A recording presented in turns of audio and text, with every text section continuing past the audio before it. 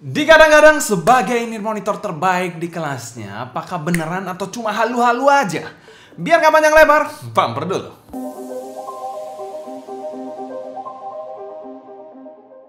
Halo semua, selamat datang channel Sound Ikuti bersama dengan saya Sebastian. Seperti biasa akan sharing info dan racun mengenai dunia personal audio, baik itu dari portable ataupun desktop audio. Minggu yang penuh dengan produk-produk EPZ ya.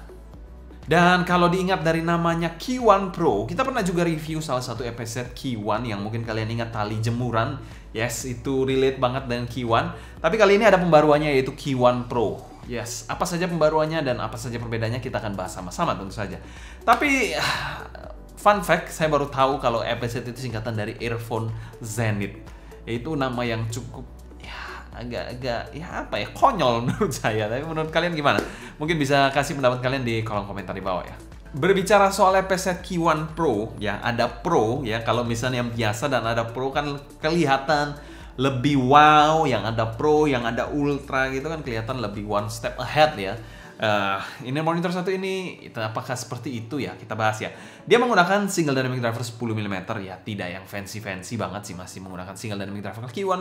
Key1 biasa itu kalau nggak salah juga single dynamic driver. Ini pun single dynamic driver, sama sih. Serta menggunakan kabel yang juga detachable dual pin 0,78 mm. Tapi yang berbeda, dia kabelnya nggak kayak tali jemuran ya. Jadi ini kabelnya normal-normal saja. Menggunakan bahan kabel 4-core single crystal Cooper cable. Dan kita mau thanks berat untuk EPZ sebagai sponsor video review kali ini. Link pembelian saya taruh di kolom deskripsi di bawah. Kalian bisa cek aja langsung kalau mau kilaf-kilaf. Dan 100% review ini adalah opini pribadi saya. Oke, untuk packagingnya pernah kita bahas pada video terpisah. Kalian bisa cek aja di link di atas untuk lihat EPZ unboxing ya. Ada 3 produk EPZ yang kita unboxing sama-sama. Dan ini mengingatkan saya seperti packaging dari G10. G10 itu adalah salah satu inner monitor gaming ya dari EPZ. Dan itu packagingnya mirip, cuma beda warna. Kalau G10 itu warnanya hijau, ini warnanya biru-biru berkilau seperti ini, shining seperti ini. Jadi bedanya cuma ya kotaknya mirip, dimensinya cuma beda warna dikit sah. Itu sih perbedaannya yang mungkin secara ya sepenglihatan saya kurang eye-catching sih. Untuk kelengkapan ya standar seperti G10 juga, tapi dia nggak ada kayak center UV-nya itu ya. Kabel, inner monitor, kitab-kitab, adaptifnya agak pelit, dan juga pouch kain seperti ini. Dan sekarang kami berikan skor B+ untuk packaging dari inner monitor satu ini. Ya untungnya masih cukup oke lah di price range-nya. Ya kalau misalnya di price range 2 jutaan tentu saja tidak akan B+ sih. Selain kita bahas build quality dari inner monitor satu ini. Oke, bicara soal build quality dari inner monitor satu ini, dia berbahan resin dengan housing yang berwarna hitam dan sedikit translucent di inner monitor satu ini. Terdapat satu fan hole di bagian belakangnya, di sini ya kalian bisa lihat. Dengan nozzle-nya ini berbahan sedikit berbeda dari housing-nya yang berbahan resin, dia berbahan metal. Dengan nozzle yang bisa dikategorikan cukup lurus, dan tadi kita ukur diameter untuk outernya ini sekitar 5,7 mm. Nozzle-nya ini bisa dikategorikan juga agak pendek, tapi sudah ada lipsnya untuk mencegah air tips gampang lepas, dan sudah ada filternya juga. Berbicara soal faceplate-nya ini kalian bisa lihat di sini ada campuran warna ungu dan biru sebagai base-nya. Di atasnya lagi ada tulisan EPZ yang cukup tegas berwarna silver. Berbicara soal tekstur dari faceplate-nya sendiri flat aja, ini hanya clear coat resin aja di sini. Untuk kabelnya sendiri adalah kabel dual pin 0,78 mm yang universal, dan sudah ada air hook yang transparan di sini. Untuk kabelnya sendiri adalah 4-core single crystal Cooper cable dengan warna coklat tua seperti ini. Chin slider dan splitternya juga sama-sama berbahan metal, pretty nice. Dan untuk kabelnya sendiri kalian bisa lihat di sini ya. Ini kabel 4 braid yang ya cukup bisa dikategorikan lebih ke arah lentur side daripada kaku side sih.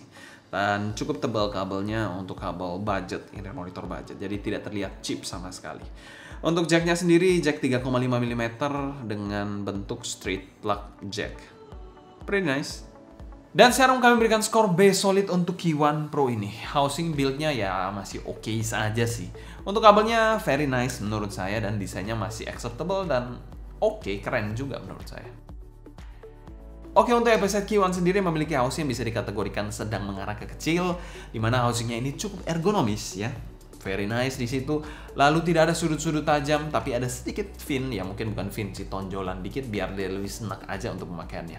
Selain itu untuk bobot sendiri, baik kabel ataupun inner monitornya bisa dikategorikan cukup ringan, jadi kalian tidak usah terlalu pusing di situ. Untuk pemakaian sendiri adalah over ear, regular to deep fit seperti ini. Disclaimer, di sini kita menggunakan AirTips bawaan dengan warna putih seperti ini, silikon bawaannya dia sih. Berbicara soal kekedapan dan grip ya saat dipakai gini, digoyang-goyang tidak terkesan loose sama sekali, tidak terkesan mengganggu sama sekali di inner monitor satu ini. Ini merupakan salah satu tipe-tipe snug fitting yang enak banget dipakainya. Dan ini adalah salah satu contoh inner monitor yang fittingnya mantep banget menurut saya. Dia bukan tipe yang loose, tapi bukan tipe yang super snug brutal gitu, enggak. Tapi snugnya pas banget di telinga saya. Dan secara umum kami berikan skor A solid untuk fitting dari inner monitor satu ini. Salah satu fitting yang terbaik untuk sebuah inner monitor budget menurut saya. Fittingnya termasuk yang super nyaman dan ergonomis. EPZ mungkin one of the best yang buat inner monitor secara fittingnya oke banget. Selain kita bahas sound quality dari inner monitor satu ini, arah suara dari inner monitor satu ini mungkin kalau kita lihat secara graf agak Harman neutral, tapi kalau misalnya yang saya dengarkan ya, suara dari inner monitor satu ini agak U-shape, agak warmis sedikit di inner monitor satu ini. Untuk di drive menggunakan smartphone, inner monitor satu ini sebenarnya bisa-bisa aja, tapi lebih saya sarankan dongle dan juga DAP. Dan disclaimer, suara yang saya suka adalah neutral, warm sounding. Oke, bicara soal bagian bass dari inner monitor satu ini bisa dikategorikan bass yang mengarah ke fun side ya. Untuk tekstur dari bassnya cukup baik, impact-nya oke dengan punch yang juga cukup oke. Rumble-nya pun cukup terasa di sini. Secara kuantitas sih cukup nice bassnya, generous, tidak over, tapi kalau kualitasnya sih cukup bersih tapi bukan yang tercepat menurut saya. Bass yang bisa dikategorikan cukup pleasing untuk sebagian besar orang sih. Tapi mungkin agak sedikit kurang cocok yang bass head akut yang mencari bass yang tebal dan super nampol. Untuk mid-nya di sini posisinya sedikit mundur, jadi sedikit banget mundurnya. Untuk male vokalnya pada lagu When You Say Nothing At All dari Ronan Keating, suaranya ini terasa sedikit kurang berbobot, sedikit tapi ya. Dinamikanya oke tapi, dan suaranya terasa emosionalnya. Karena ada sedikit warm tone, bumbu warm tone-nya itu bikin emosinya masih dapet. Menyajikan presentasi male vocal yang sangat-sangat enjoyable menurut saya. Female vokalnya dipresentasikan dengan cukup baik juga di inner monitor satu ini, di mana female vokalnya pada lagu Norah Jones juga sangat emosional, terkesan clear tapi tidak sampai yang agresif. Untungnya di sini shouting-nya masih cukup terkontrol juga. Selain itu presentasi instrumennya juga nice blending tanpa terkesan overlapping sama sekali. Berbicara soal treble, di inner monitor satu ini treble-nya ini porsinya pas banget menurut saya. Memberikan bite yang oke, tapi tetap terkontrol ceringnya.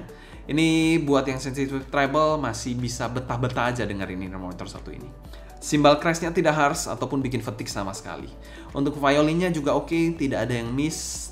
Dibawakan pada lagu violin concerto semuanya jelas, dan dari nada yang gesekan yang paling dasar sampai yang tertinggi juga dapat semua. Untuk micro detail bisa dikategorikan cukup oke, didukung dengan ekstensi yang pas di inner monitor satu ini, tanpa ada gangguan dan sibilan sama sekali. Dan secara keseluruhan Q1 Pro ini kami berikan skor A solid untuk tonalnya. Ini saya bilang oke sih, bagus.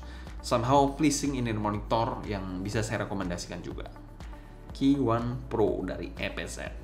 Selain kita bahas teknikalitas dari inner monitor satu ini, presentasi dari inner monitor satu ini adalah presentasi inner monitor yang pleasing to hear. Jadi ya enak didengarin dalam jangka waktu yang panjang, easy to listen, and everything's pretty good untuk inner monitor satu ini. Untuk timbernya menurut saya nggak ada masalah yang berarti di inner monitor satu ini sih. Everything's pretty good untuk timbernya. Nah, untuk soundstage dari inner monitor satu ini di lagu The Greatest Showman dia menyajikannya dengan cukup bagus, dimana white-nya ini terasa ya cukup lega. Selain itu juga ada kesan depth-nya, walaupun secara tinggi nggak terlalu tinggi-tinggi banget sih di inner monitor satu ini, tapi overall sudah cukup 3D yang memuaskan di kelas harganya. Untuk detailnya di inner monitor satu ini bisa dikategorikan cukup oke, tapi bukan yang terdetail di kelas harganya sih. Untuk clarity-nya di inner monitor satu ini juga good ya, tidak mendem-mendem kelam seperti Raja Bawah Tanah itu. Untuk separasi imaging dan positioning, separasi ini not bad. Walaupun dia single dynamic driver, dia dapat memisahkan instrumen dengan cukup distinguishable. Selain itu juga kita bilang imagingnya cukup oke di inner monitor satu ini, walaupun bukan yang super spesial banget. Dia memberikan gambaran juga yang middle row. Dan untuk positioningnya cukup oke. Kita dapat mendisting dengan mudah juga di mana posisi instrumen berada dan di mana arah suara berasal. Dan sekarang kami berikan skor B+ untuk teknikalitas in-ear monitor satu ini. Pretty nice untuk kelas harganya. Selanjutnya kita bahas pro dan cons dari in-ear monitor satu ini. Mungkin in-ear monitor satu ini cons-nya kalau saya ambil ya, nitpicking ya, tidak terlalu cocok untuk kalian yang bass head yang akut ya, ataupun treble head akut. Jadi dia bukan untuk terlalu ekstrim kanan atau kiri. Jadi ya cukup oke lah, cukup balance dan worth the hype. Untuk pro-nya dari in-ear monitor satu ini, seperti yang saya sampaikan tadi, worth the hype. In-ear monitor ini adalah sapu jagat in-ear monitor lagi dari EPZ yang tidak bisa remehkan lah untuk brand sekelas EPZ. Untuk pro yang kedua yaitu fittingnya nice, pakai banget. Jadi kalau kalian makan nasi goreng nggak ada telur dadarnya, bukan nasi goreng spesial, ini fittingnya sudah enak, suaranya enak. Ya ini fitting spesial plus suara spesial. Untuk value for money-nya di angka 600 ribuan, in-ear monitor satu ini kami masukkan pada kategori good value dan kami berikan skor A solid. Kesimpulan, in-ear monitor ini jadi bagus atau jelek? Ya kalau kalian ngikutin dari awal ya tau lah in-ear monitor ini oke banget menurut saya. Dan saya rekomendasikan juga. Ya itu sih mungkin worth the hype ya, tidak hanya halu-halu semata. Ini oke banget untuk in-ear monitor dari EPZ. Saya agak kaget dengan brand satu ini. Brandnya agak buat saya ilfil ya dari namanya ya, tapi produk-produknya somehow cukup nicely done. Apalagi kalau kalian penyembah Harman target, in-ear monitor satu ini bisa kalian pertimbangkan juga sih. Mungkin sekian dulu cerita saya mengenai EPZ Key1 ini. Kalau kalian suka jangan lupa subscribe, klik tombol like, follow Instagram, TikTok, dan Discord kita @sounddignity agar kalian tidak ketinggalan update terbaru mengenai dunia portable dan desktop audio. Kalau kalian ada pertanyaan seputar in-ear monitor satu ini, feel free tulis pertanyaan kalian di kolom komentar di bawah ya. Mungkin sekian dulu untuk video kali ini. Saya Sebastian dari Sound Dignity pamit undur diri. Sampai jumpa di video berikutnya. Happy listening, stay healthy, and ciao. Kalau kalian sendiri bagaimana menurut kalian? EPZ ini apakah menarik di angka harganya 600 ribuan atau ada yang lebih menarik yang lain? Kalian bisa tulis di kolom komentar di bawah ya. Apa in-ear monitor yang lebih menarik dari EPZ Key1 ini?